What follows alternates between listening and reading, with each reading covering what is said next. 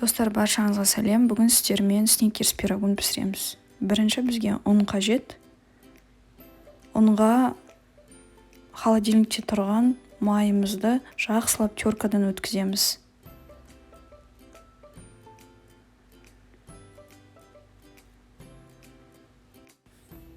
Қант ұнтағын қосамыз, бір жұмыртқа қосамыз и оған жұмыртқаның сарысын қосамыз.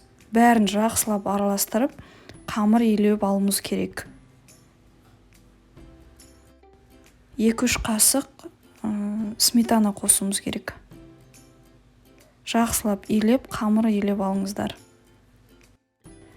Достар, подписка жасап, лайк қоюды ұмытпаңыздар, менің видеоларымды жоғалтып алмау үшін.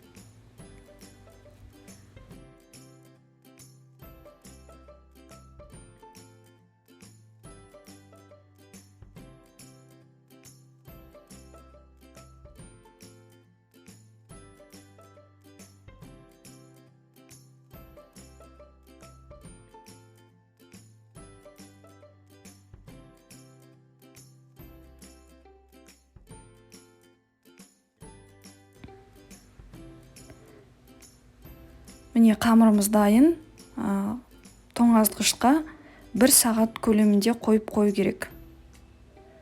Міне қамырымызды тоңазытқыштан алып шықтық. Осылай 2 бөлікке бөліп аламыз. Біреуі кішкентай, біреуі үлкен. Үлкен бөлігін жайып, жақсылап формаңызға саласыз.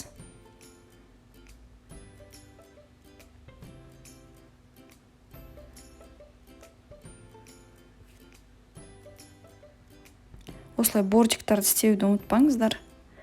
Үстіне вареная сгущенка, начинка вареная сгущенка. Одан бөлек жаңғақ болмаса арахис қоссаңыздар болады. Мен арахис қостым.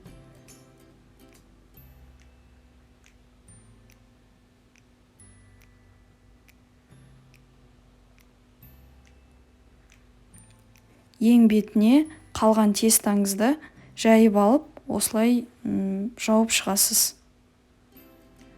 Өзіңіз бетін жапқаннан кейін өзіңізге қалай ұнайды, солай оформление жасасаңыз болады. Мен қалған тестадан оформление жасадым және миндаль бетіне септім. 180 градусқа 45 минут пісіріп аласыздар. Міне пирогымыз дайын. Подписка жасап, лайк қоюды ұмытпаңыздар, достар.